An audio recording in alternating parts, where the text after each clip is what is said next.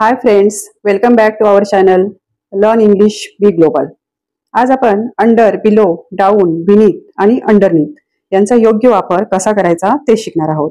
या सर्व प्रिपोजिशनचं meaning same आहे. काय मीनिंग आहे तर खाली किंवा च्या खाली.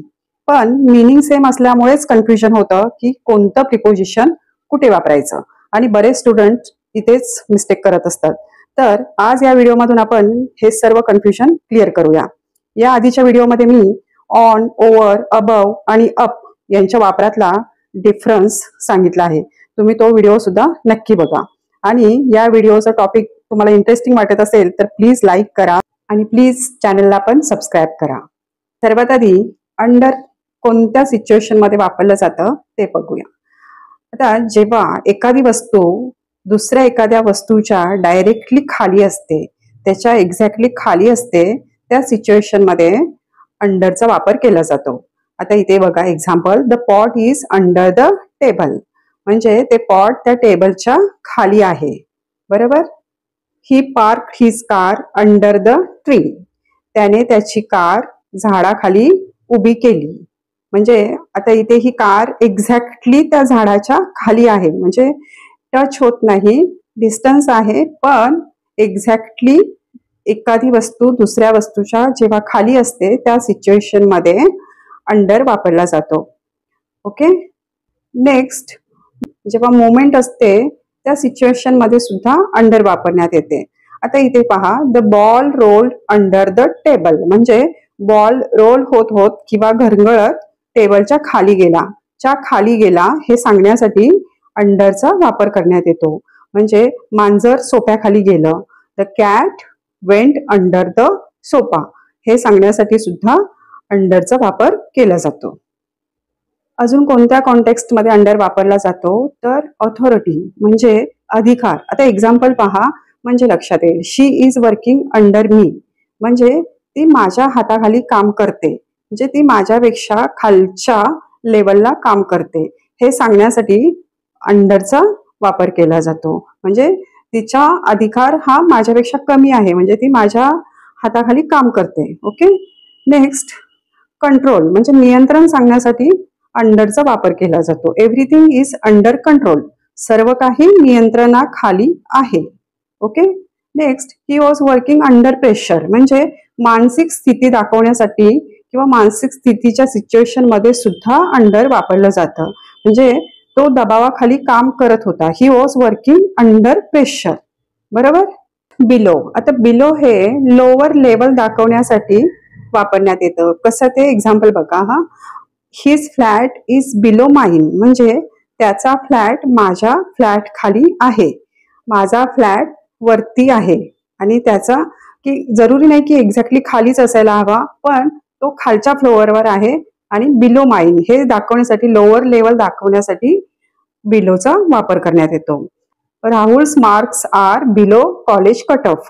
म्हणजे राहुलचे मार्क कॉलेजच्या कट ऑफ पेक्षा कमी आहेत. म्हणजे त्या कट ऑफच्या लेवल पेक्षा कमी आहेत किंवा त्या लेवलच्या खाली आहेत. हे खाली आहेत हे दाखवण्यासाठी बिलोचा वापर करण्यात आला आहे. लेवल दाखवण्यासाठी बिलो वापरला गेलाय. नेक्स्ट, अजून बिलो ऑथॉरिटी म्हणजेच अधिकार दाखवण्याच्या कॉन्टेक्स्ट मध्ये सुद्धा वापरण्यात येतं. आता एक्झाम्पल पहा, his position is below the manager. म्हणजे त्याची जी पोझिशन आहे वर्किंगच्या ठिकाणची ती मॅनेजरच्या खालची आहे हे दाखवण्यासाठी बिलोचा वापर केलाय. His name is below me in the list.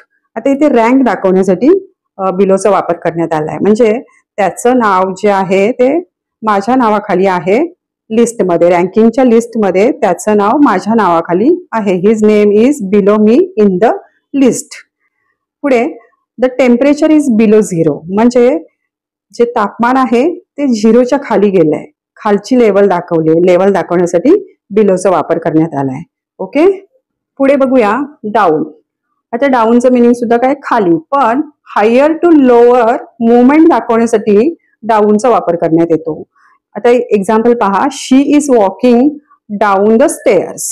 म्हणजे ती जिने उतरत आहे किंवा ती जिने खाली उतरत आहे. या सेन्समध्ये, या कॉन्टेक्स्टमध्ये डाऊनचा वापर करण्यात येतो. खालच्या दिशेची जी मुवमेंट आहे ती दाखवण्यासाठी डाऊन वापरला गेला आहे. पुढे the glass fail down from the table, म्हणजे टेबलवरून ग्लास खाली पडला. खाली पडला हे दाखवण्यासाठी डाऊन वापरलं गेले, खालच्या दिशेची मुवमेंट दाखवण्यासाठी. The prices of vegetables are going down, म्हणजे व्हेजिटेबल्सच्या भाजीपाल्याच्या किमती खाली गेल्या आहेत, डाऊन गेल्या आहेत, म्हणजे घसरल्या आहेत, कमी झाल्या आहेत. या सेन्समध्ये डाऊन वापरलं जातं. ओके, पुढे पाहूया बिनीथ. आता बिनीथ कधी वापरण्यात येतो? जेव्हा एखादी वस्तू दुसऱ्या वस्तूला टच करत असते, टच मध्ये असते, किंवा बिनीथ हे मोस्टली फॉर्मल सेन्समध्ये वापरलं जातं. आता इथे पहा, the book is beneath the pillow, म्हणजे ते बुक जे आहे ते त्या उशीखाली आहे हे दाखवण्यासाठी, हे सांगण्यासाठी बिनीथचा वापर केलाय. जरुरी नाही की दरवेळी बिनीथ वापरताना टच होईलच असं जरुरी नाही, पण टच सुद्धा असतो त्यावेळी बिनीथ वापरण्यात येतो. Next, he thinks washing dishes is beneath him. आता इथे पहा, या एक्झाम्पल मध्ये खालचा दर्जा दाखवण्यासाठी फॉर्मल सेन्समध्ये बिनीथचा वापर करण्यात आलाय, की डिशेस वॉश करणे म्हणजे भांडी घासणे हे कमी दर्जाचं आहे असं त्याला वाटतं. बरोबर. Next, poetic. आता पोएटिक सेन्समध्ये बिनीथचा वापर करण्यात येतो. एक्झाम्पल पहा, beneath the silent sky the river whispered softly to the trees, म्हणजे शांत आकाशाखाली झाडे आणि नदी हळुवारपणे कुजबुजत होते. म्हणजे विस्पर्ड म्हणजे कुजबुजणे. बरोबर. तर हे पोएटिक म्हणजे काव्यात्मक सेन्ससाठी बिनीथचा वापर केला गेलाय. Next, abstract. अबस्ट्रॅक्ट म्हणजे काय? काल्पनिक. अबस्ट्रॅक्ट नाऊन जे असतं म्हणजे जे इमोशन्स, भावना दाखवण्यासाठी सुद्धा बिनीथचा वापर करण्यात येतो. कसं ते पहा, there is sadness beneath her smiling face, म्हणजे तिच्या हसऱ्या चेहऱ्याखाली दुःख लपलेलं आहे. ओके, की ते भावना सांगण्यासाठी तिच्या हसऱ्या चेहऱ्याखाली दुःख आहे हे सांगण्यासाठी बिनीथचा वापर करण्यात आलाय. ओके, नेक्स्ट बघूया अंडरनीथ.